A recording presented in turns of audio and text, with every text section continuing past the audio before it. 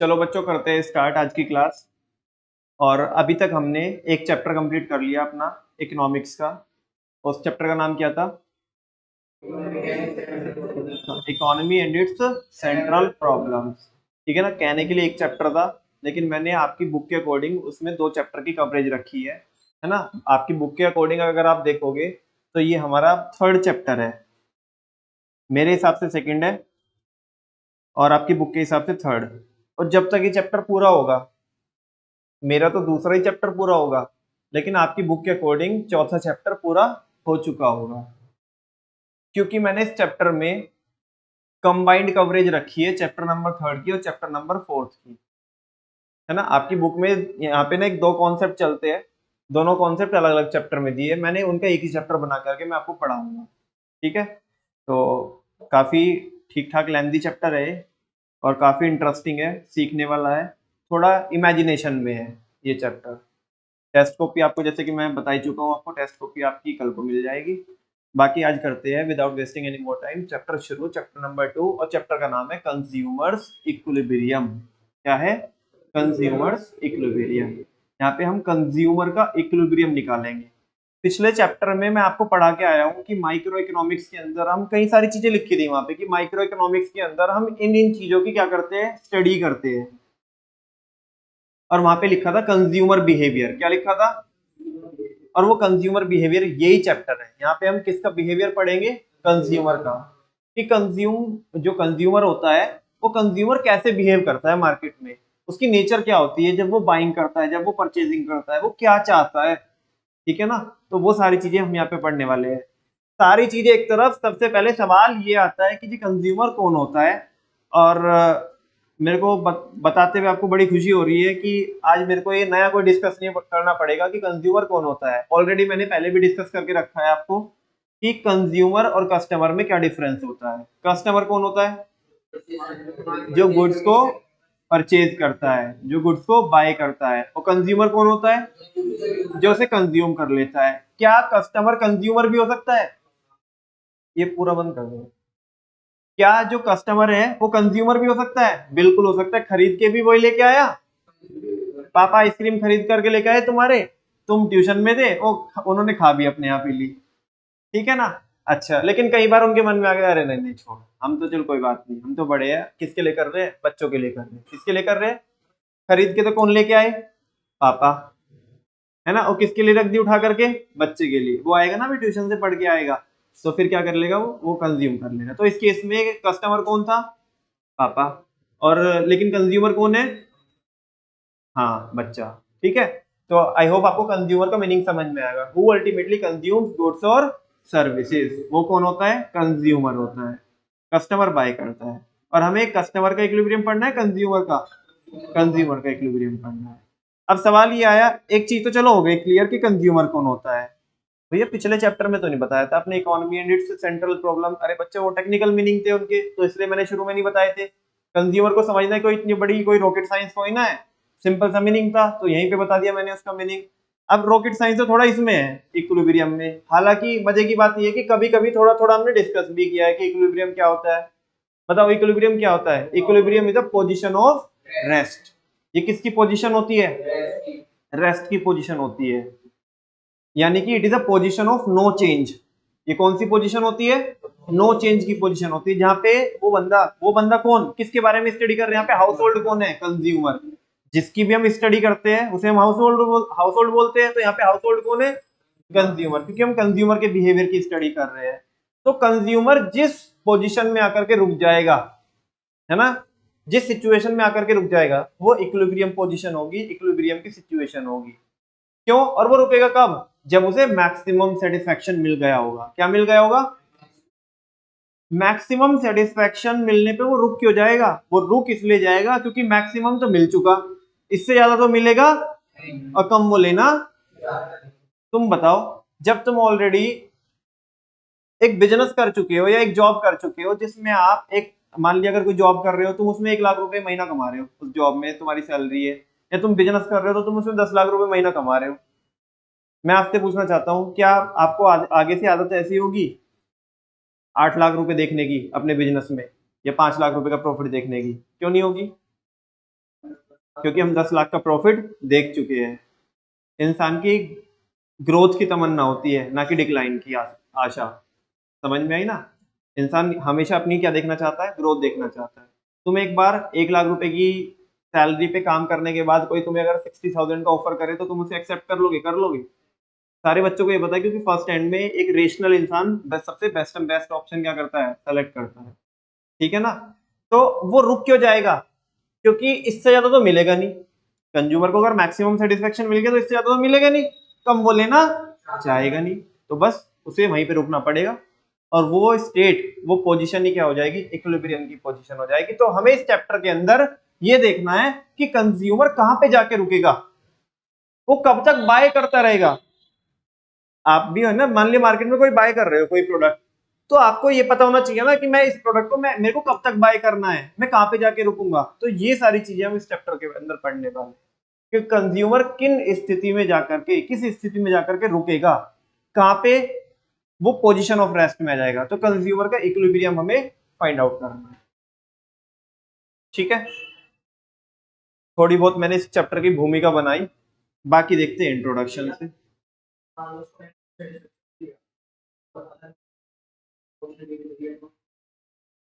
फिर वो मैक्सिमम ही क्या था? वो मैक्सिमम ही क्या था? मैक्सिमम ये होता कि इससे ज्यादा कुछ नहीं हो सकता। जो अच्छी अपॉर्चुनिटी थी वो तुम्हें पहले फाइंड आउट करनी थी सारी, पहले फाइंड आउट जो तुम्हारे पास। अब ध्यान से सुनो, हमारे पास यहाँ पे एक और फैक्टर लगेगा। मैं अगर, चलो वैसे तुम्हारी बात का वैसे भी जवाब दे सकता हूँ, लेकिन पहले वैसे जवाब दे रहा हूँ कि जब हमें मैक्सिमम मिल गया, तुम कह रहे हो उसके बाद हमें और अच्छी अपॉर्चुनिटी मिली। पहली बात तो ये अच्छी अपॉर्चुनिटी हमें पहले देखनी थी। ठीक है, तभी तो हम मैक्सिमम का कंपैरिजन कर पाते। छोड़ो, जाने तो, मैं वो भी नहीं कह रहा।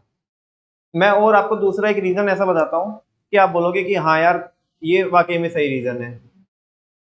मैं 1 लाख रुपए कमा रहा था, ठीक है ना, तो उसमें मैंने बेस्ट एंड बेस्ट निकाल लिया।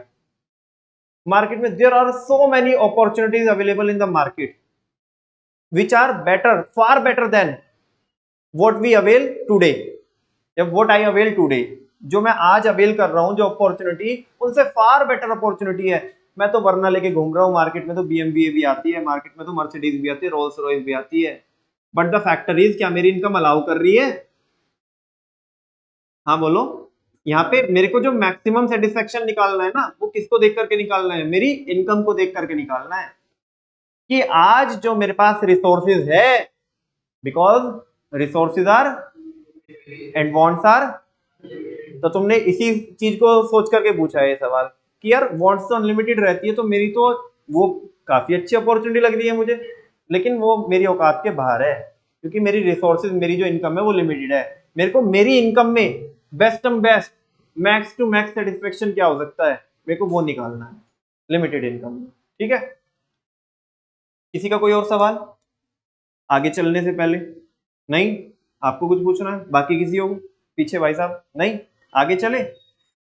देखो, the objective to study the chapter is how does a consumer maximise his satisfaction. इस चैप्टर को पढ़ने का मकसद ये है, ऑब्जेक्टिव ये है इस चैप्टर को पढ़ने का, कि हम ये फाइंड आउट कर सके कि how does a consumer maximise his satisfaction, कि एक कंज्यूमर अपना सेटिस्फेक्शन कब मैक्सिमाइज करेगा? From consumption of goods and services. किसको कंज्यूम करने से? गुड्स और सर्विसेज को कंज्यूम करने से उसका मैक्सिमम सेटिस्फेक्शन पॉइंट कहां पे आएगा? With the help of limited income. किसकी हेल्प से? लिमिटेड इनकम की हेल्प से। तुम्हारा जवाब मिल गया वापस से, पहले बुलेट में मिल गया। आगे, अ कंज्यूमर इज वन। एक इंसान, कंज्यूमर वो होता है, कंज्यूमर वो बंदा होता है who consumes goods and services, जो क्या कंज्यूम करता है? Goods and services for the satisfaction of their needs and wants. किसके सेटिस्फेक्शन के लिए? अपनी नीड्स एंड वांट्स के लिए। अभी तो हमने देखा था कि कस्टमर और कंज्यूमर में क्या डिफरेंस होता है। अब यहाँ पे एक वर्ड आया कि एक कंज्यूमर वो बंदा होता है कि जो कंज्यूम करता है गुड्स और सर्विसेज को अपनी वांट्स को या नीड्स को सेटिस्फाई करने के लिए। सवाल ये है जी, what is the difference between needs and wants? बताओ जी आप, नीड्स एंड वांट्स में क्या डिफरेंस होता है? नीड्स तो, हाँ जी, वो हमारी, जिसके बगैर में रह नहीं सकता वो कौन है? वो क्या है? लेकिन जो शौक के तौर पे मैं जिसको फुलफिल करना चाहता हूँ, वो क्या है? डेली रूटीन नेचर में रोटी खाना मेरी क्या है? लेकिन नहीं, मेरे को तो छोले भटूरे चाहिए। मेरे को यहाँ से मुजफ्फरनगर जाना है, कम से कम एल्टो तो मिल ही जाए। एल्टो मिल जाए, एल्टो मारुति 800।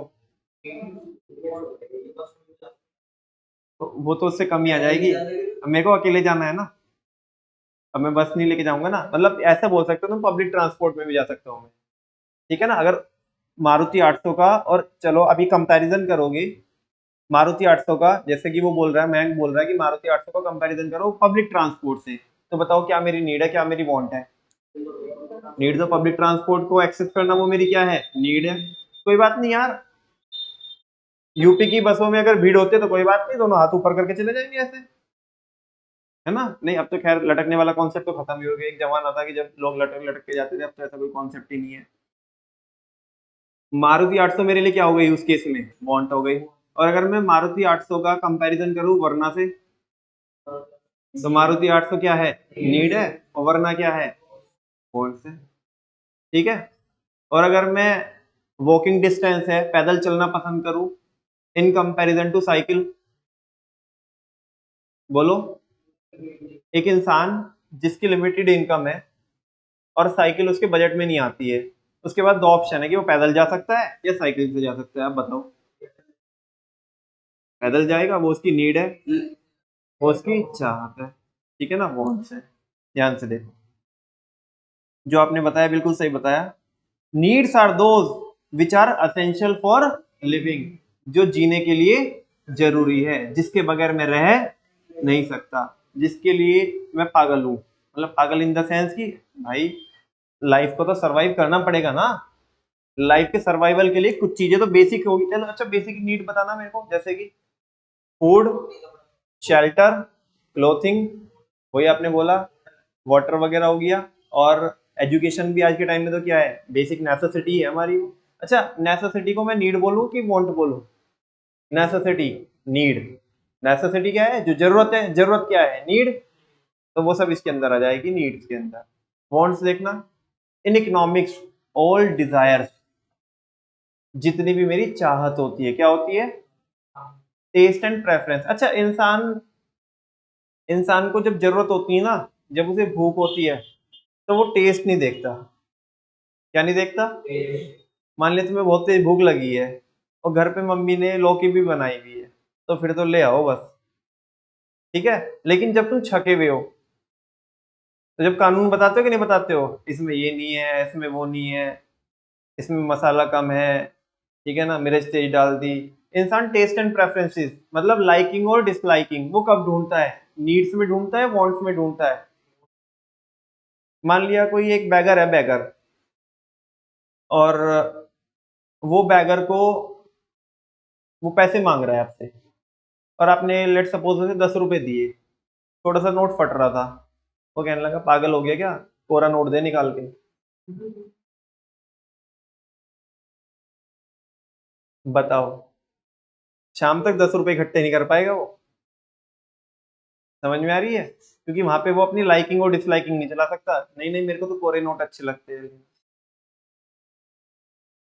तो जरूरतों में क्या नहीं होती? लाइकिंग और डिसलाइकिंग नहीं होती, टेस्ट एंड प्रेफरेंस नहीं होता, लेकिन चाहतों में होता है टेस्ट एंड प्रेफरेंस। अल्टो में जाऊंगा क्या मैं? एटलीस्ट होंडा सिटी तो हो, है ना? सबका अपना अपना लेवल है। ठीक है ना? एक कह रहा है वरना में जाऊंगा क्या मैं, कम से कम फॉर्च्यूनर तो हो। ठीक है। तो वो टेस्ट एंड प्रेफरेंस किसके अंदर आती है? मतलब इकोनॉमिक्स के अंदर वांट्स में क्या आएगी? जितनी भी मेरी डिजायर्स है, चाहते हैं, ठीक है ना, जितने भी मेरे टेस्ट एंड प्रेफरेंस है, जहां पे मैं क्या कर सकता हूँ? चूज करता हूँ। और एक बात और है बच्चों, नीड सबकी बेसिक वही होती है। नीड तुम्हारी भी वही है, मेरी भी वही है। डिफर तो क्या करती है? वांट्स डिफर करती है। क्या डिफर करती है? नीड्स में इतनी ज्यादा चॉइसेस अवेलेबल नहीं होती, ना ही इंसान करता, लेकिन किस में करता है? वांट्स में। हमने चैप्टर फर्स्ट में ये नहीं बोला ह्यूमन नीड्स आर अनलिमिटेड, हमने क्या बोला? ह्यूमन वांट्स आर, नीड्स तो लिमिटेड ही होती है, वही तीन चार चीज, है ना? चाहे कोई कितना ही कमाता हो, खानी अल्टीमेटली वो दो रोटी है ऐसे। और इनफैक्ट आज के टाइम में तो जो और बड़े बड़े लोग हैं जो बहुत पैसा कमाते हैं उन्हें तो वो भी नसीब नहीं होती। एक बार क्या हुआ, एक किसी कोठी बंगले का एक नौकर पूरी थाली लगा के लेके आया मालिक के लिए, उसमें सारी सब्जी वगैरह, मतलब कई तरह के पकवान, मिठाई वगैरह, और घी चिपड़ी हुई पूरी रोटी, ठीक है ना। और वो लेके आया मालिक के लिए। मालिक कहने लगा, ए पागल हो गया तू, तुझे पता नहीं है डॉक्टर ने मना कर रखी है मेरे को एक ही सूखी रोटी खानी है, और तूने इसमें सब्जी में भी पूरा घी डाल के लेके आया है, और मिठाई, शुगर हो रहा मेरे को वगैरह। वो सॉरी, मेरी थाली तुम्हारे पास आ गई। तो फिर तो उसका कोई और ही मजा ले रहा होता है आज के टाइम में तो, ठीक है। हाँ, तो मैं क्या बोल रहा था बच्चों, नीड्स में क्या नहीं होती, नीड्स में इतनी ज्यादा चॉइसेस नहीं होती, वांट्स में होती है, ऑप्शंस रहते हैं वहां पे। कोई ऑप्शन मतलब क्या है ना, उसका कोई नीड्स जो, सॉरी, जो वांट्स होती है वो एंडलेस होती है। क्या होती है बताओ। आज हमारा मान लिया सपना है कोई एक चीज को लेकर के, ठीक है, वहां पे कोई एक इंसान ऐसा भी होगा, वो बोल रहा होगा मैं ये क्या चीज है, मैं तो प्राइवेट जेट में चलता हूँ, मुझे तो यहाँ से शाहपुर तक भी जाना होगा प्राइवेट जेट में जाऊंगा, ठीक है ना। तो ये तो एंडलेस है, कोई कुछ भी बोले। अब मान लीजिए इलोन मस्क बोलने लगे मैं तो नहीं जाऊंगा, मैं तो उसमें बैठूंगा, वो जो मिसाइल हम बना रहे हैं जो मार्स पे जाने के लिए, मैं तो उसमें बैठूंगा। तो भाई कुछ भी बोल दे यार इंसान। वांट्स तो अनलिमिटेड होती है। इन इकोनॉमिक्स जितनी भी मेरी डिजायर्स होती है इकोनॉमिक्स में, टेस्ट एंड प्रेफरेंसेस होते हैं, ये जो मेरा मोटिव होता है, मोटिव, मोटिव कि मेरे को ये अचीव करना है, मेरे को वो अचीव करना है, ये सब चाहते होती है। क्या होती है, चाहते होती है। इकोनॉमिक्स के अंदर जब मैं वांट्स की बात कर रहा हूँ, तो जितनी भी मेरी डिजायर्स है, जितने भी मेरे टेस्ट एंड प्रेफरेंसेस है, जितने भी मेरे मोटिव है, ठीक है ना, किसके, ह्यूमन बीइंग के, इन सबको क्या बोलते हैं, वांट्स बोलते हैं। क्या बोलते हैं, वांट्स। यस और नो। आगे, सिंस रिसोर्सेज आर, क्योंकि रिसोर्सेज कैसे होते हैं, इन कंपैरिजन टू, किसके कंपैरिजन में, so the main motive of every consumer is to get maximum satisfaction। तो एक हर एक कंज्यूमर का एम क्या होगा, उसका मोटिव क्या होगा कि उसे क्या मिल जाए, मैक्सिमम सेटिस्फेक्शन मिल जाए, by spending his income on various goods and, जो आज के दिन पे मेरे पास रिसोर्सेज है, जो इनकम है, उसको मैं खर्च करके, गुड्स और सर्विसेज पे खर्च करके ज्यादा से ज्यादा बेनिफिट कैसे ले सकता हूं। हर एक इंसान का यही तो, मतलब एज अ कंज्यूमर यही तो मोटिव होता है। कभी देखना कस्टमर को, अगर सॉरी कस्टमर को, या इवन अगर कस्टमर ही कंज्यूमर है तो उस केस में देखना तुम, कस्टमर की एक हैबिट होती है। अच्छा एक बात बताओ मुझे, वो उसके पहले एक और सवाल पूछता हूँ, बार्गेनिंग क्यों करता है कंज्यूमर या कस्टमर, यानी कि वो कम से कम रिसोर्सेज में ज्यादा से ज्यादा क्या जनरेट कर पाए, सेटिस्फेक्शन जनरेट कर पाए। इसी वजह से वो जब किसको, सेलर को, सप्लायर को पैसा देता है और उससे बदले में सामान लेता है, कोई गुड्स और सर्विसेज लेता है, तो वो दोनों को छीनने की कोशिश करता है।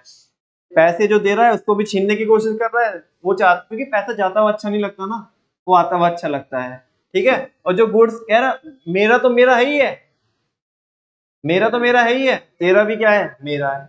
हर एक कंज्यूमर की यही साइकोलॉजी होती है ना, उसके इंटरनल में ही चल रही होती है, दैट्स व्हाई कंज्यूमर बार्गेनिंग करता है।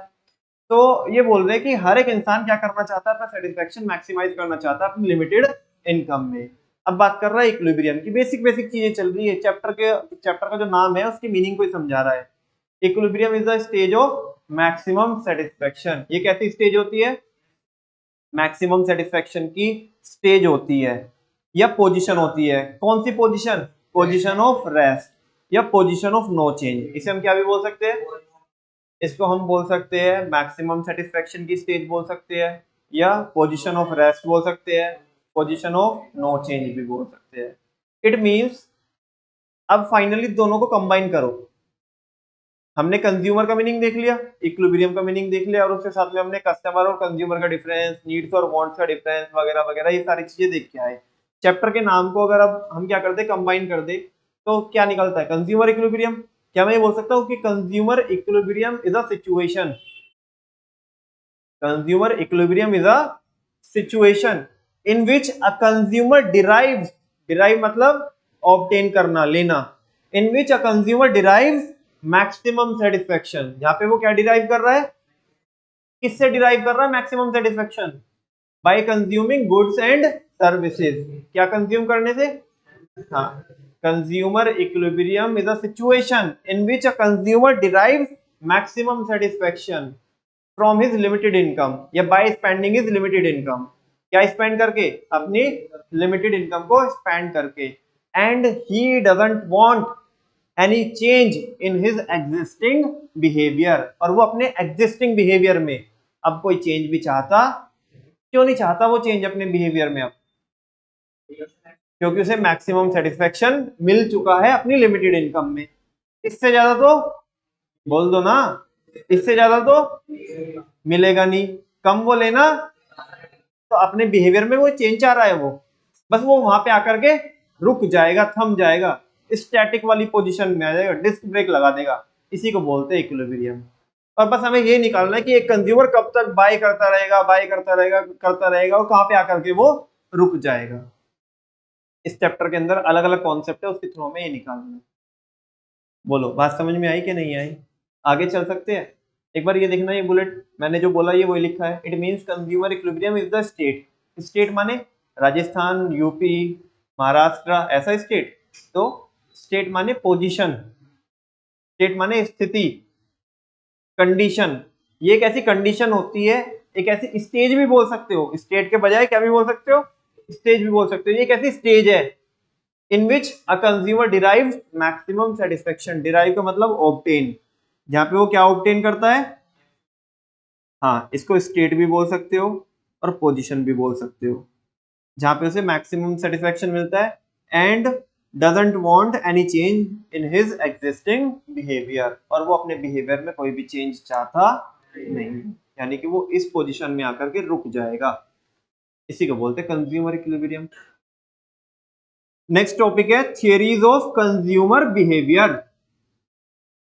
कंज्यूमर बिहेवियर की कितनी थियरीज होती है यहाँ पे हम देखेंगे। तो देखो सामने बच्चों, थियरीज ऑफ कंज्यूमर बिहेवियर दो होती है। पहला अप्रोच जो हमें पढ़ना है, पहला जो मेथड पढ़ना है हमें, वो है कार्डिनल यूटिलिटी अप्रोच। दूसरा है ऑर्डिनल यूटिलिटी अप्रोच। अप्रोच का मतलब होता है मेथड। अभी जो थोड़ी देर पहले मैं बात कर रहा था कि आपकी बुक में, आपकी बुक के अकॉर्डिंग मेरे 2 चैप्टर कवर होंगे इस चैप्टर में। तो वो 3rd चैप्टर में आपकी बुक में क्या दिया हुआ है, कार्डिनल यूटिलिटी अप्रोच, और 4th में क्या दिया हुआ है, ऑर्डिनल यूटिलिटी अप्रोच। जब ये दोनों एक ही मतलब एक ही कॉन्सेप्ट के 2 बच्चे हैं, तो मैंने एक ही चैप्टर में पढ़ा रहा हूँ ताकि आपका फ्लो बना रहे। ठीक है, तो शुरू करते हैं बच्चों। Consumer behaviour can be explained through the following approaches. Consumer के इक्विलिब्रियम को, कि वो कहाँ पे आके रुकेगा, उसको हम 2 अप्रोच से, 2 मेथड से क्या कर सकते हैं, समझ सकते हैं। ठीक है, पहला है कार्डिनल यूटिलिटी अप्रोच। ये इंसान को देख रहे हो आप, ये इंसान है अल्फ्रेड मार्शल। कौन है?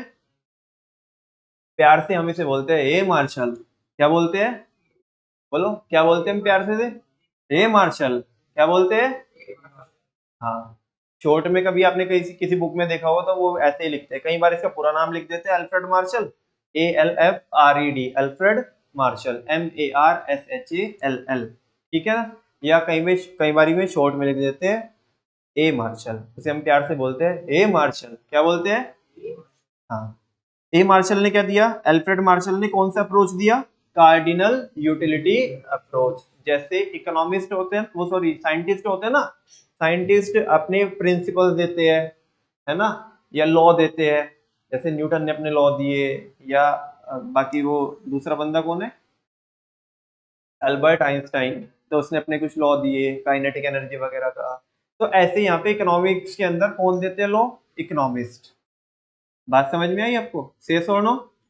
अच्छा, पिछले चैप्टर में हम पढ़ के आए थे ना कि हम माइक्रो इकोनॉमिक्स के अंदर, हम माइक्रो इकोनॉमिक्स क्या करती है, बेसिकली इंडिविजुअल यूनिट के बिहेवियर को क्या करती है, स्टडी करती है, एनालाइज करती है, और फिर try to explain the behaviour of individual through its theories and principles. किसके थ्रू? अपनी थियरीज और प्रिंसिपल्स के थ्रू। तो आज वही तो थियरी पढ़ रहे हैं हम, वही तो प्रिंसिपल पढ़ने जा रहे हैं कि हमें किसके बिहेवियर को एक्सप्लेन करना है, कंज्यूमर के बिहेवियर को। तो यहाँ पे वो मेथड दिए हैं। तो चलो जी शुरू करते हैं। Cardinal utility analysis. अभी तुम्हारे बड़े सारे सवाल हो सकते हैं बच्चों, थोड़ा अपने दिल को थाम के रखना, ठीक है ना, बहुत ज्यादा एग्रेशन में मत आना कि यार हमें समझ में नहीं आ रहा, क्योंकि इस अप्रोच को मैं समझाने से पहले इस अप्रोच की जो बारीकाई है ना, जो छोटी छोटी जो टर्म्स है उनको समझाऊंगा। मेन जो अप्रोच है वो तो कई बाद में जाके आएगा, पहले इस अप्रोच को समझने के लिए, इस मेथड को समझने के लिए आपको छोटी छोटी बातों को पता होना चाहिए, जैसे कार्डिनल क्या होता है, यूटिलिटी क्या होती है, ठीक है ना। अप्रोच तो मैं बता ही चुका हूं, तो मेथड होता है, ठीक है। तो ये सारी चीजें, cardinal utility analysis is propounded, propounded का दूसरा वर्ड मैं यहाँ पे लिख सकता हूं फॉर्मुलेटेड। जो कार्डिनल यूटिलिटी अप्रोच है, और सारे बच्चे ध्यान से देखेंगे इसे, ठीक है। थोड़ा सा मतलब ये क्या है ना कि जो अप्रोच है कार्डिनल यूटिलिटी अप्रोच, ये थोड़ा कल्पनाओं में चलता है, किसमें चलता है, इमेजिनेशन में चल रहा है। हकीकत में ये कोई अप्रोच है ही नहीं है, तभी तो हमें किसकी जरूरत पड़ी थी, ऑर्डिनल यूटिलिटी अप्रोच की, ठीक है ना। ये जितना भी अल्फ्रेड मार्शल ने जितना भी बोला है ना कि ये वो जितना भी आप पढ़ोगे, ये सब कल्पनाओं में चल रहा है, किसमें चल रहा है, इमेजिनेशन में चल रहा है, हकीकत में है ही नहीं है कॉन्सेप्ट, ठीक है ना। वो पता पड़ जाएगा आपको कैसे। तो कार्डिनल यूटिलिटी एनालिसिस फॉर्मुलेट किया है किसने, यहाँ पे आगे लिखा हुआ भी है, फॉर्मुलेटेड बाय अल्फ्रेड मार्शल। किसने किया है इस पे काम, ये किसने दिया है, अल्फ्रेड मार्शल ने। और अल्फ्रेड मार्शल कौन था, एक ब्रिटिश इकोनॉमिस्ट। कौन था, अच्छा। Cardinal utility approach is also known as marginal utility analysis. इसको क्या भी बोलते हैं, मार्जिनल यूटिलिटी एनालिसिस। अब एक तीसरा सवाल भी यहाँ पे खड़ा हो गया कि जी ये मार्जिनल यूटिलिटी क्या होती है। पिछले चैप्टर में हमने एक कॉन्सेप्ट तो पढ़ा था, मार्जिनल अपॉर्चुनिटी कॉस्ट, और मैंने आपको ये बोला था कि ये जो मार्जिनल कॉन्सेप्ट है ना, जब तक आप इकोनॉमिक्स पढ़ोगे, खासकर माइक्रो इकोनॉमिक्स, तब तक ये आपका पीछा छोड़ने वाला नहीं है, हर एक चैप्टर में मिलेगा आपको। तो तीसरा सवाल यही है कि ये मार्जिनल यूटिलिटी क्या होती है। वन बाय वन मैं इनका जवाब दूंगा आपको। एनालिसिस मतलब वही मेथड है ना, या अप्रोच बोल सकते हो आप। तो इसको क्या भी बोलते हैं बच्चों, मार्जिनल यूटिलिटी एनालिसिस या मार्जिनल यूटिलिटी अप्रोच भी बोलते हैं। मार्जिनल यूटिलिटी को हम, उसका एक्रोनियम होता है एमयू। क्या होता है, तो इसे एमयू एनालिसिस भी बोलते हैं। क्या बोलते हैं, एमयू एनालिसिस। मैंने अभी तक ये नहीं बताया आपको कि ऐसा बोल क्यों रहे हैं, बस मैं जस्ट अभी तो क्या कर रहा हूँ, इंग्लिश की हिंदी कर रहा हूँ जो सामने लिखा हुआ है, ठीक है। बस अब शुरू हो जाएंगे कॉन्सेप्ट। ये कह रहे हैं under this approach the concept of utility is used. इसमें मार्जिनल यूटिलिटी एनालिसिस में, मार्जिनल यूटिलिटी अप्रोच में किसका कॉन्सेप्ट यूज किया जाता है बच्चों, यूटिलिटी का। किसका कॉन्सेप्ट यूज किया जाता है, यूटिलिटी का। Is use to find out the consumer equilibrium. क्या फाइंड आउट करने के लिए, कंज्यूमर इक्विलिब्रियम को फाइंड आउट करने के लिए कौन सा कॉन्सेप्ट यूज किया जाता है, यूटिलिटी का। तो सवाल तो सबसे पहले यही हुआ ना कि यूटिलिटी बताओ जी क्या होती है यूटिलिटी। मैंने तीन सवाल आपके सामने रखे थे, एक तो कार्डिनल, एक यूटिलिटी और एक मार्जिनल यूटिलिटी। अभी मैं जवाब किसका दे रहा हूं कि यूटिलिटी क्या होती है। चलो देखते हैं ये क्या लिखा है, इसको तो बाद में देखेंगे, पहले मैं आपको समझाता हूं। मैं अभी यहां से जा रहा था, अपने घर जा रहा था, रास्ते में एक जलेबी वाला पड़ता है, मेरा मन कर गया कि भाई आज तो क्या खा के चलेंगे, जलेबी खा के चलेंगे, ठीक है ना। और जलेबी को खाने की मेरी जो इंटेंसिटी थी, क्या थी, मतलब अंदर से जो मेरे को सिग्नल्स मिल रहे थे वो बहुत स्ट्रॉन्ग थे। जब भी मैं आ रहा था ना अभी, तभी भी बहुत स्ट्रॉन्ग सिग्नल मिल रहे थे, यार नहीं यार खा के जानी है यार, रुका नहीं जा रहा, ठीक है ना। इतनी अच्छी अच्छी गोल गोल जलेबी बना रहा हूँ तो रुका नहीं जा रहा बिल्कुल भी। बात समझ में आ रही है। लेकिन नहीं, मैं मेरे को तो क्या करना था, मेरे को ट्यूशन पढ़ाना था, मेरे को तो बैच पढ़ाना था, तो मैं आया हूँ। लेकिन मैं किसी तरीके से अपने आप को कंट्रोल किए हूँ। अब ये जो कंट्रोल जो मैंने अपने ऊपर किए है ना, ये कंट्रोल कब हटेंगे, ये कंट्रोल कब हटेंगे, जब मैं उसे कंज्यूम कर लूंगा। सही है, नो। ये जो अंदर से जो मैंने अभी कंट्रोल करके रखा है, वो जो अंदर से मेरे को सिग्नल्स मिल रहे हैं, वो मैं कंट्रोल कब उनको फुलफिल कर पाऊंगा, जब मैं उसे कंज्यूम कर लूंगा, खा लूंगा। सही है, नो। यानी कि ध्यान से सुनना, उस जलेबी के अंदर कुछ तो ऐसी पावर है ना, उस जलेबी के अंदर कुछ तो ऐसी पावर है ना जो मेरी वांट को क्या कर देगी, वेरी गुड बोलो, जो मेरी वांट को क्या कर देगी, इसी पावर को क्या बोलते हैं, यूटिलिटी। यूटिलिटी को आम भाषा में, आम भाषा में इंग्लिश का वर्ड बोल सकते हो आप बेनिफिट। क्या बोल सकते हो, बेनिफिट। और ये जो बेनिफिट की जो मैं बात कर रहा हूँ, इकोनॉमिक्स में इसको यूटिलिटी बोलते हैं। क्या बोलते हैं, कि भाई मेरे को इससे ये यूटिलिटी मिली, ये बेनिफिट मिला। मैं आपसे पूछना चाहता हूं क्या हर एक गुड्स और सर्विसेज के अंदर मेरी वांट को सेटिस्फाई करने की पावर होती है कि नहीं होती है? आप पढ़ने क्यों आ रहे हो? ये तुम्हारे लिए तुम्हें क्या मिल रही है? यूटिलिटी मिल रही है। मैं अगर वाहियात पढ़ाऊंगा तो वो नहीं मिलेगी तुम्हें, और अगर मैं सही पढ़ाऊंगा तो सही मिलेगी, और अगर मैं अच्छा पढ़ाऊंगा तो ज्यादा मिलेगी। यस और नो? अच्छा, ऐसे ही हर एक गुड्स और सर्विसेज के अंदर तुम्हारी वांट को, मेरी वांट को सेटिस्फाई करने की पावर होती है नहीं होती है? ले लाइट भग जाए, एसी बंद हो जाए, ठीक है ना, तो हमें सफोकेशन सा फील होता है। कैसा फील होता है? सफोकेशन सा फील होता है। लेकिन जैसे ये चल जाता है तो हमारी जो हमें अंदर से वो गुस्सा आ रहा था या जो इरिटेशन हो रही थी वो सही हो जाती है। तो इसके अंदर हमारी वांट को सेटिस्फाई करने की क्या है? पावर। इस वांट सेटिस्फाइंग पावर को ही, हमारी चाहत को सेटिस्फाई करने की पावर को ही क्या बोलते हैं? यूटिलिटी। क्या बोलते हैं? देख लो क्या लिखा है पहले बुलेट में, देखो बहुत सिंपल लिखा है, want satisfying power of a commodity is termed as utility. Economics में सारे बच्चों को ये पता भी होगा और पता होना भी चाहिए, नहीं पता तो कमोडिटी का मतलब क्या होता है? Goods and services.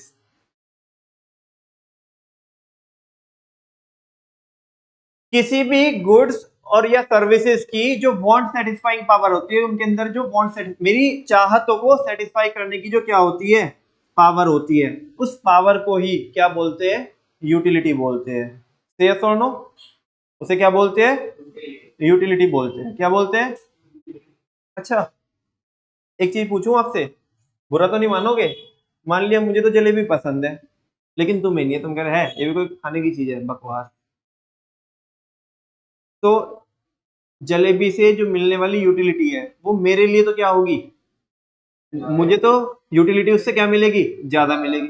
तुम मेरे साथ थे, मैंने जबरदस्ती तुम्हारे को भी खिला दी, अरे नहीं नहीं खा के देखो बहुत अच्छी बनाता है। तुम्हें अच्छी नहीं लगती वो, बात ये नहीं है कि ये अच्छी बनाता है नहीं बनाता है, तुम्हें अच्छी नहीं लगती बस वो। होता है ना भाई, तुम्हारी वांट अलग हो सकती है, मेरी वांट अलग हो सकती है। मैंने तुम्हें जबरदस्ती खिलाया, मैंने पूछा अब बता भाई कैसी लगी, अरे हाँ चल ठीक थी यार भाई, जान दो। मैं कह रहा हूँ यार इतनी बढ़िया तो है, अरे तुम्हें बढ़िया लगती है तो तुम्हें ज्यादा यूटिलिटी मिली, हमें बढ़िया नहीं लगती तो हमें कम यूटिलिटी मिली। तुम कह रहे कि मूंग की दाल का हलवा खाएंगे, क्या खाएंगे? तुम कह रहे हो कि हमें बड़ा बढ़िया लगता है, तुम मुझे ले गए जबरदस्ती, मुझे अच्छा नहीं लगता। मतलब सही में बता रहा हूँ मैं आपको कि लोगों को पता नहीं, लोग पागल रहते हैं उसके लिए, मूंग की दाल का हलवा। और वो मुझे मतलब एक पैसे का नहीं लगता, वो चाहे तुम कैसा भी बना लो वो एक पैसे का नहीं लगता। अब तुमने मुझे जबरदस्ती खिला, तुम भैया ये बहुत बढ़िया बनाता है, ये खा के देखो तुम, हम खा रहे हैं, तुम्हें तो बहुत नेक्स्ट लेवल सेटिस्फेक्शन मिला। मैं कह रहा है ले जाओ थोड़े जाने, कुछ नहीं मिला इससे सेटिस्फेक्शन, कोई यूटिलिटी नहीं, बेकार चीज है ये, कोई खाने की चीज होती है? हाँ जी। एक ही चीज से मैं बताना क्या चाहता हूं आपको, एक ही चीज से आपको सेटिस्फेक्शन ज्यादा मिल सकता है और मेरे को कम मिल सकता है, मेरे को ज्यादा मिल सकता है और आपको कम मिल सकता है। तो यानी ये तो डिपेंड करता है किसी चीज से सेटिस्फेक्शन ज्यादा मिलेगा या कम मिलेगा, ये किसके ऊपर डिपेंड करता है? उस बंदे की लाइकिंग और बोलो डिसलाइकिंग के ऊपर। किसके ऊपर डिपेंड करता है? तो ये तो सब्जेक्टिव कॉन्सेप्ट हुआ। कैसा कॉन्सेप्ट हुआ? सब्जेक्टिव का मतलब होता है कि which differs from person to person. जो क्या होता है पर्सन टू पर्सन क्या करेगा? छोड़ो जाने दो। तुम्हारे को प्यासी नहीं लग रही, मैं तुम्हें कह रहा हूँ लो पानी पियो, तुमने चलो पानी पी भी लिया, थोड़ा सा पानी पी लिया, मैं कह रहा हूँ कि अब बताओ कितना सेटिस्फेक्शन मिला? कोई सेटिस्फेक्शन नहीं मिला, थोड़ा सा सेटिस्फेक्शन मिला बस। और वहीं पे एक इंसान प्यासा है, उसको तुम दो चार पांच बूंद दो, बूंद बूंद में पानी पिलाओ उसे, तो उसे सेटिस्फेक्शन कम मिलेगा ज्यादा मिलेगा? और हर एक अगली बूंद से ज्यादा सेटिस्फेक्शन मिलेगा। क्यों? क्योंकि तुम उसे तरसा रहे हो, वो ऑलरेडी प्यासा है और तुम उसे तरसा रहे हो, तो उसे ज्यादा सेटिस्फेक्शन मिलेगा। पानी तो एक ही था। तो यूटिलिटी किस चीज से कितनी मिलेगी वो तो सिचुएशन के ऊपर या हमारी लाइकिंग और डिसलाइकिंग के ऊपर डिपेंड करता है ना। यस और नो? कुछ पूछ रहे थे आप? बिल्कुल ऐसा भी हो सकता है कि हम, एक कॉन्सेप्ट होता है लॉ ऑफ डीएमयू, ये वहां पे बताऊंगा मैं आपको। अभी मैं इसलिए नहीं बता रहा क्योंकि अगर मैं जवाब तो तुम्हारा अभी दे दूंगा एग्जाम्पल से, लेकिन मेरा वो कॉन्सेप्ट खराब हो जाएगा, वो मजा खराब हो जाएगा जो मैं उसमें एग्जाम्पल देने वाला हूँ। ठीक है, ऐसा हो सकता है। एक बार तीसरे वाला बुलेट पढ़ो, दूसरे वाले को छोड़ देना। अभी पहला पढ़ा दिया मैंने, तीसरे वाला पढ़ो। It is a subjective matter. Utility एक कैसा मैटर होती है? सब्जेक्टिव मैटर है and varies from person to person. और ये पर्सन टू पर्सन क्या करती है? वेरी। वेरी मतलब which is able to be vary, which is able to be change, जो क्या हो सकती है? चेंज हो सकती है। जो किसके ऊपर डिपेंड करती है? Person to. और पर्सन टू पर्सन भी उसकी लाइकिंग और डिसलाइकिंग के ऊपर डिपेंड करती है, या कंडीशन के ऊपर डिपेंड करती है कि वो प्यासा था या नहीं था, या उसे चीज अच्छी लगती थी या नहीं लगती थी। एग्जाम्पल पढ़ो। For example, a thirsty person derives more utility from water in comparison to a person who is not thirsty। जो प्यासा नहीं है उसके कंपैरिजन में प्यासे को ज्यादा सेटिस्फेक्शन मिलेगा। हाँ बोलो। अब देखो, अब कहानी यहाँ से शुरू होती है कि जो ये मार्शल है ना, मार्शल जिसको हम प्यार से क्या बोलते हैं? ए मार्शल। क्या बोलते हैं? इसको ऐसा बोलने का एक रीजन भी है, बेचारा मासूम है ना, नादान है, और इसने अपने नादानीपन में क्या की है? बड़ी सारी नादानियां की है। इसने क्या बोला कि ये जो यूटिलिटी मिलती है ना हमें, किसी चीज से, किसी चीज को कंज्यूम करके जो यूटिलिटी मिलती है ना, इसको हम नंबर्स में मेजर कर सकते हैं। इसने ऐसा बोला। किसमें मेजर कर सकते हैं? नंबर्स में। जैसे मैंने पानी पिया, तो मैं ये बोल सकता हूं कि मेरे को 10 यूटिल्स का सेटिस्फेक्शन मिला। अब तुम बोलोगे पता नहीं तुमने क्या बोल दिया। आप लिक्विड को किस चीज में मेजर करते हो? वेरी गुड, बोलो, थोड़ा पार्टिसिपेट करो। लिक्विड को किस में मेजर करते हो? कोई मैटर हो, मैटर, उसको किस में मेजर करते हो? वेरी गुड, किसमें? किलोग्राम में। किसमें? अच्छा, कोई क्लोथ, कपड़ा हो तो उसको किसमें? मीटर में। किसमें? मीटर में।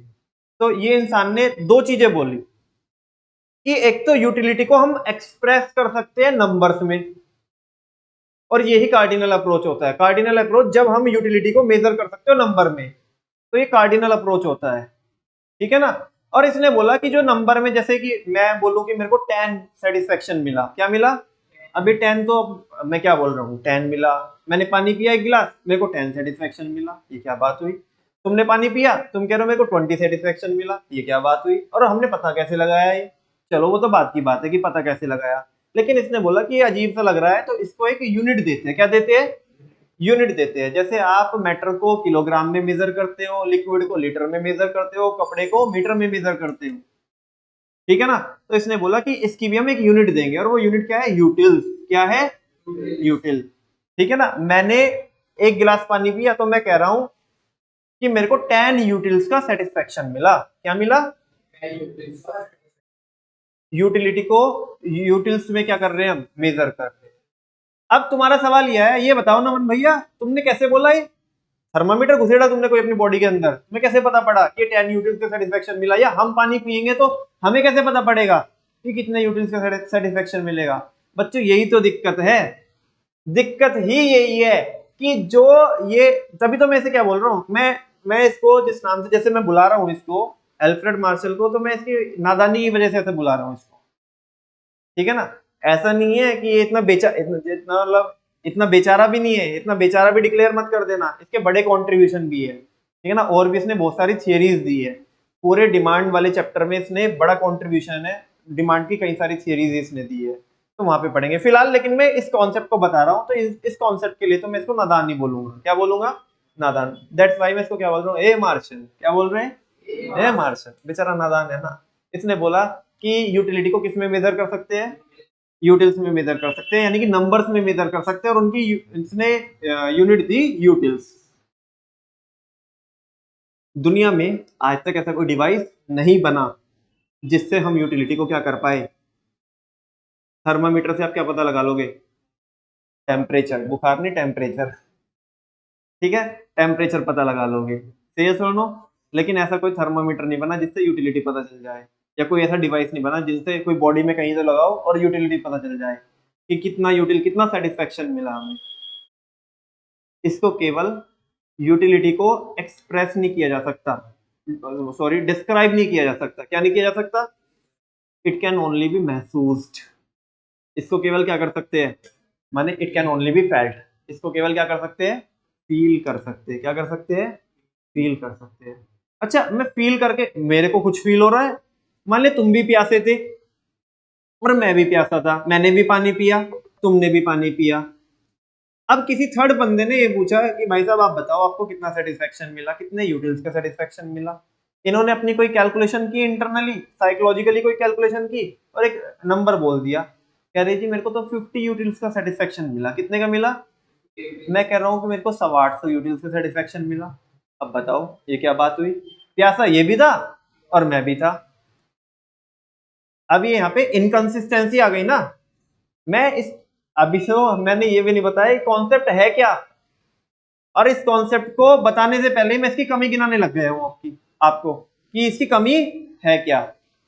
कॉन्सेप्ट भी समझ में आ जाएगा। पहले समझ लो कि ये इसने जो दिया, ये बोला कि इसको हम मेजर कर सकते हैं नंबर्स में, ये कॉन्सेप्ट ही गलत है। तभी तो मैं शुरू में डिस्क्लेमर दे चुका हूँ आपको कि ये सब किस में चल रहा है, इमेजिनेशन में। ये हमारी कल्पनाएं चल रही है।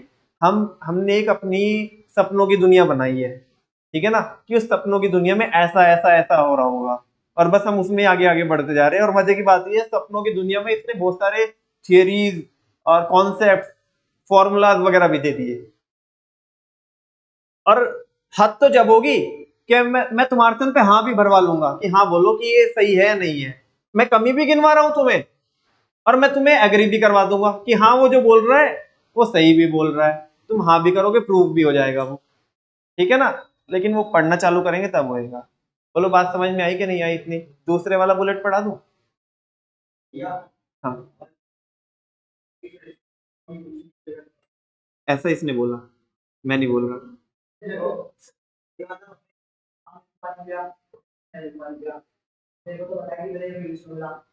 कैसे कैलकुलेट किया तुमने? हाँ।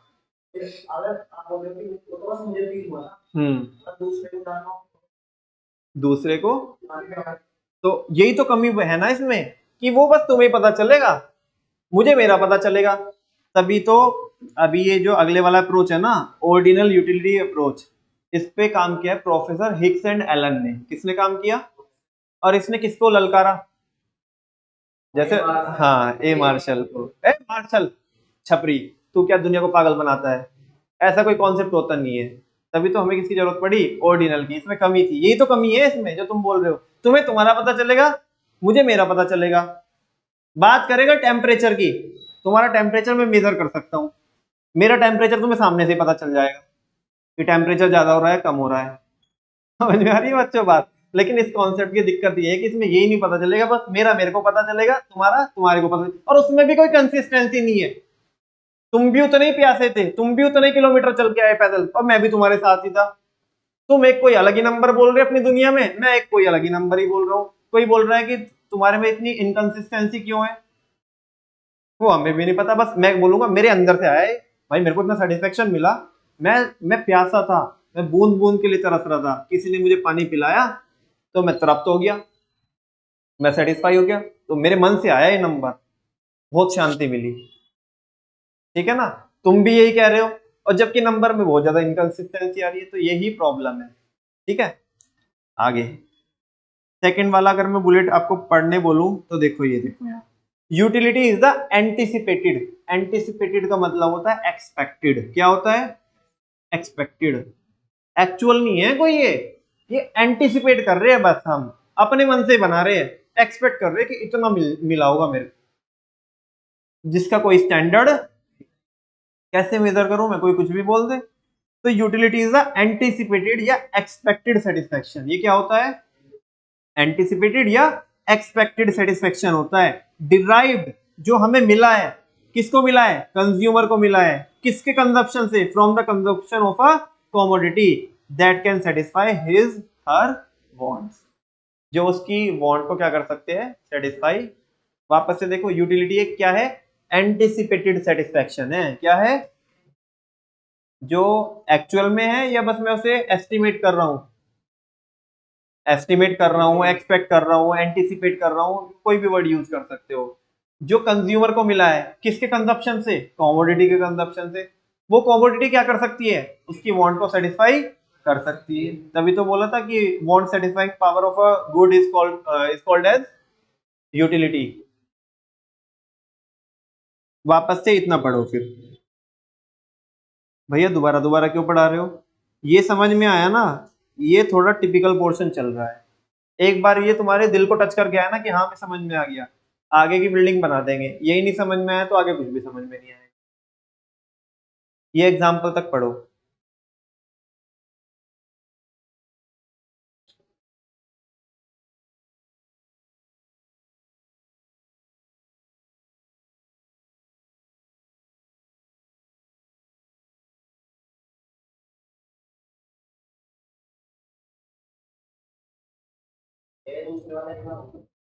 यूटिलिटी देखो, यूटिलिटी की वो दो डेफिनेशन बताई उसने। पहली वाली तो बड़ी सिंपल है, पहले बुलेट में want satisfying power of a commodity.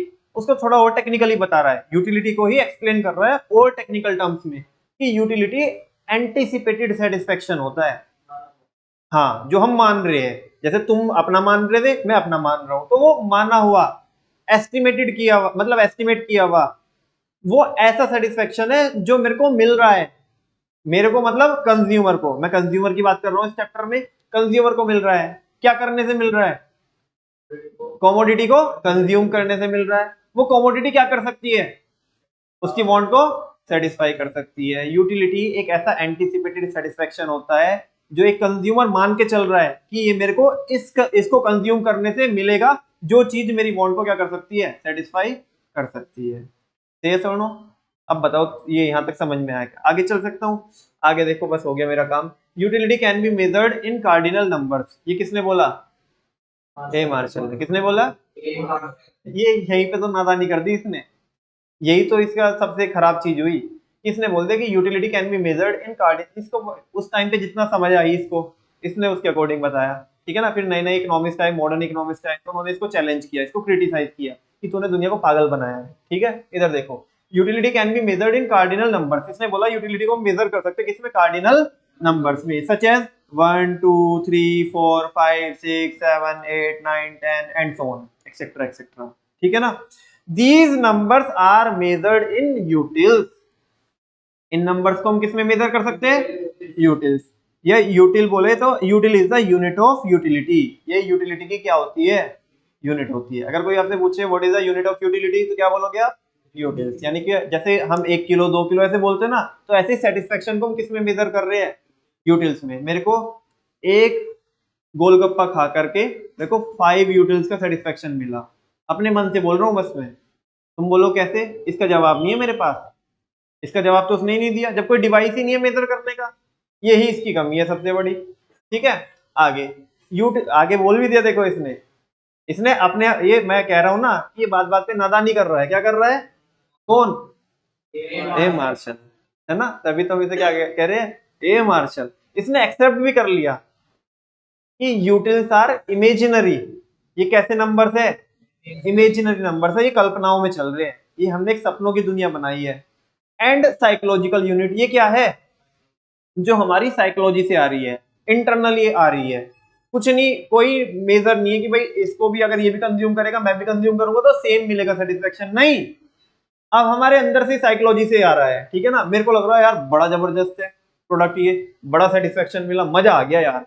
तो बस मैं अपने आपसे कोई एक नंबर बता रहा हूं। तो utils are imaginary and psychological units that are used to measure satisfaction, जिसको यूज किया जाता है क्या करने के लिए, सेटिस्फेक्शन को मेजर करने के लिए। Derived from the consumption of a commodity, जो डिराइव हुआ है, मिला है किसके कंजप्शन से, किसी कमोडिटी के कंजप्शन से। ठीक है, आगे utility can be measured in terms of money. आज तो नहीं समझा पाऊंगा मैं इसको, ये कल समझाऊंगा आपको। फिलहाल बस थोड़ा सा इसे सुन लो। यहाँ तक तो आपको समझ में आ गया ना, ये यहाँ तक तो कोई डाउट नहीं है। कह रहे हैं कि यूटिलिटी को किसकी टर्म्स में भी मेजर कर सकते हैं हम, मनी की टर्म्स में या प्राइस की टर्म्स में मेजर कर सकते हैं, which is termed as value of utility in terms of money, जिसको हम क्या बोलते हैं, value of utility in terms of.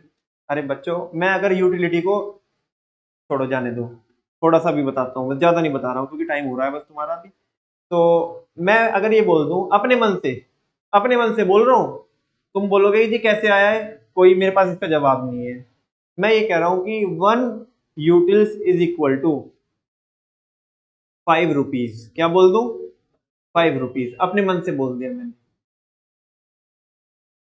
1 utils is equal to, इसका मतलब ये है कि मान लिया अगर मैं मार्केट में 5 रुपए खर्च करना चाहता हूँ या 5 रुपए खर्च करूंगा, तो मैं ये चाहता हूँ कि मेरे को कितने यूटिल का सेटिस्फेक्शन मिल जाए, 1 यूटिल का। और ये अपने मन से ही बोल रहा हूँ मैं।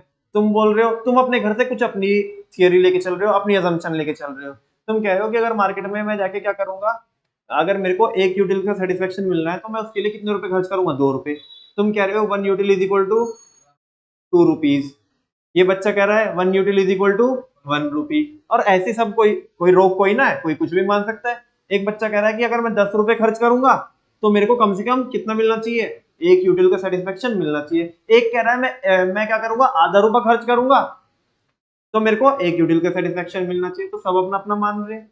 मैंने यूटिल्स, जो यूटिलिटी है, उसको किसकी टर्म्स में कन्वर्ट कर दिया, मनी की टर्म्स में। किसकी टर्म्स में? बस इसी को बोलते हैं वैल्यू ऑफ यूटिलिटी। आगे बोलो, इन टर्म्स ऑफ मनी। एग्जाम्पल के तौर पे देखना, कल इसके बारे में और बोलना है मेरे को, कल बताऊंगा। Let 1 utils is equal to ₹1। कोई अगर ये मान के चल रहा है कि 1 यूटिल बराबर किसके है, 1 रुपए के बराबर है, तो अगर उसे 30 यूटिल्स का सेटिस्फेक्शन मिल रहा है, क्या मिल रहा है, 30 यूटिल्स का सेटिस्फेक्शन मिल रहा है, तो वो कितने रुपए के बराबर होगा?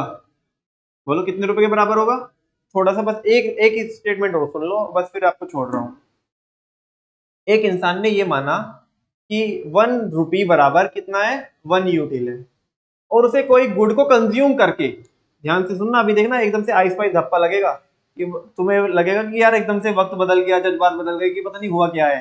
ठीक है, हुआ यूं कि एक इंसान ने ये माना कि एक 1 रुपी बराबर 1 यूटिल्स की है, और उसको कोई गुड को कंज्यूम करके, मान लिया लेट्स से उसने कोई आइसक्रीम क्या की है, कंज्यूम की है, और उसे उसके मन से अंदर से एक नंबर निकल के आया, यार मजा आ गया यार, मेरे को इस आइसक्रीम को कंज्यूम करके 30 यूटिल्स का सेटिस्फेक्शन मिला।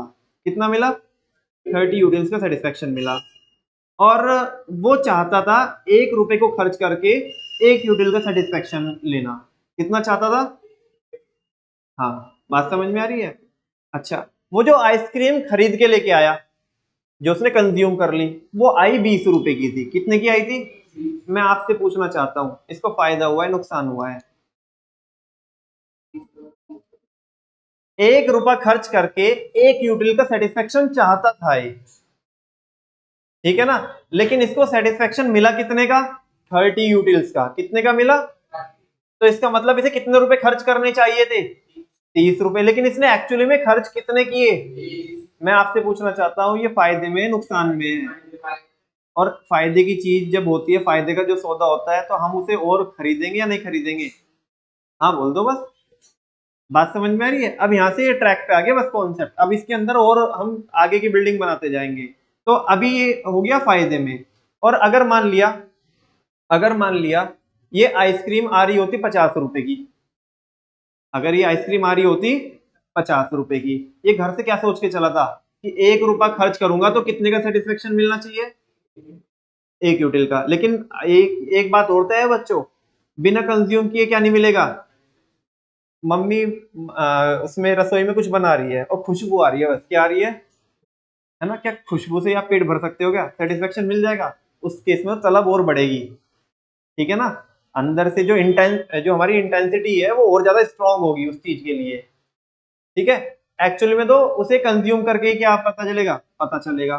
तो आप 1 यूटिल इज इक्वल टू 1 रुपया माना था आपने, और आपने वो आइसक्रीम 50 रुपए की परचेज की है, और आपने कंज्यूम कर ली, ठीक है। और कंज्यूम करने से वही आपको 30 यूटिल्स का सेटिस्फेक्शन मिला। कितना मिला? आपके आपके अंतर मन से एक आवाज निकली, एक चीख निकली, एक पुकार निकली। क्या अच्छा शायरी हो गई क्या ये? आपके अंतर मन से एक आवाज निकली, चीख निकली और पुकार निकली कि मेरे को कितना सेटिस्फेक्शन मिला है, 30 यूटिल का। कितने का? 30 यूटिल का। सडनली आपको याद आया मैंने तो कितने रुपए खर्च किए, 50, और मैं तो 1 रुपया खर्च करके कितने का सेटिस्फेक्शन लेना चाहता था, 1 यूटिल का। तो 50 रुपए खर्च करके कितना चाहता था मैं, 50 का। मिला कितने का है? तेरी का बेकार प्रोडक्ट, छपरी। उसी के एक की बात कर रहा हूं मैं, तुम्हारे लिए तो कुछ और ही चल रहा होगा अलग तुम्हारे। मैंने बताया ना, मान लिया ये मेरे को जो 30 यूटिल का सेटिस्फेक्शन मिला वो मैंने ऐसा फ्लेवर परचेज कर लिया था आइसक्रीम को जो मेरे को पसंद ही नहीं था, लेकिन फिर भी मैंने उसके पास था नहीं, मैंने परचेज कर लिया। मैं कह रहा यार बेकार है पैसे वेस्ट। वो रेगुलर कंज्यूम करने पे होगा। एक तुम्हारी चाहत थी जिसे तुम हमेशा से चाहते थे, वो गुड्स को लेना, तुमने उसकी 1 यूनिट कंज्यूम की। तुम मेरे को बार बार पुश मार रहे हो कि तुम आगे वाले कॉन्सेप्ट बताओ, सुन ही लो। तुमने उसे कंज्यूम कर ली, आज उससे जो सेटिस्फेक्शन मिला, मैं आपसे पूछना चाहता हूँ, तुमने जस्ट उसे उसकी दूसरी यूनिट कंज्यूम करी, क्या जितना सेटिस्फेक्शन पहले मिला था तुमने बरसों बाद खाई उसे, या 10 दिन बाद, 15 दिन बाद, 20 दिन बाद खाई, तुमने से दूसरी यूनिट खाई, क्या उतना ही सेटिस्फेक्शन मिलेगा जितना पहली वाली से मिला था? पूछना चाहता हूँ मैं आपसे। पहली यूनिट आपने कंज्यूम कर ली, आपका बड़ा मन था डोसा खाने का, टाइम हो भी रहा है आपका, आपका बड़ा मन था डोसा खाने का, 15-20 दिन से आपने खाया नहीं, पहला डोसा खाया, बड़ा सेटिस्फेक्शन मिला, मजा आया नेक्स्ट लेवल, बड़े वाला वो सावरिया का। अब दूसरी यूनिट आई, तुमने कहा ले आ भाई ले आ। मैं आपसे पूछना चाहता हूँ, जब जो दूसरा डोसा आएगा, क्या उससे उतना ही सेटिस्फेक्शन मिलेगा जितना पहले मिला था? क्यों मिलेगा कम? हाँ, दूसरा मंगा तो लिया आपने, पेट तो भर गया था, लेकिन अभी नीयत नहीं भरी, है ना? लेकिन वो जो नीयत है वो इतनी भी स्ट्रांग नहीं हुई, क्योंकि पहले वाले ने सेटिस्फाई कर दिया, क्या कर दिया? अब दूसरे वाले ने इतना मजा नहीं दिया, लेकिन वही पेट तो भर रहा था, क्योंकि कई दिनों से खाया नहीं था ना, लिया भाई एक और लिया। तीसरे वाले से क्या उतना ही सेटिस्फेक्शन मिलेगा जितना दूसरे से मिला था? और कम मिलेगा। अब एक क्या हुआ, वो साथ में नानी भी आई हुई थी, नानी ने जबरदस्ती किया, कह रहे कि नहीं नहीं ये भी खा, चौथा भी खा, आज तो मैं कोई बात नहीं, तेरे से पैसे नहीं मांगेगी, मैं ही दूंगी सारों के पैसे, कोई बात नहीं तू खा। अब जब तुम्हारे यहाँ पे वो पूरा ट्रैफिक जाम हो गया, हाँ बोलो, तो जब तुमने चौथा खाया, तुमने खा तो लिया वो, लेकिन खाया क्या, ठूसा, उससे कोई सेटिस्फेक्शन नहीं मिला आपको, वो जीरो यूटिलिटी हो गई, क्या हो गई? और मान लिया अब इतने में मामा भी आ गए, कह रहे भाई बर्थडे तो मेरा ही था, मेरे कहने से ही नहीं खाने का तू, तो बढ़िया बात नहीं होने की, ठीक है ना, खाना तो पड़ेगा। उन्होंने 5 और भी ठुसवा दिया, तुमने सारे की वापसी कर दी। तुमने सारे की वापसी कर दी, तो यूटिलिटी अब किस में चली गई? नेगेटिव में चली गई। थैंक यू सो मच, आज के लिए बस इतना ही बताना चाहता हूँ, टाइम आपका हो गया, कल करेंगे, ठीक है जी।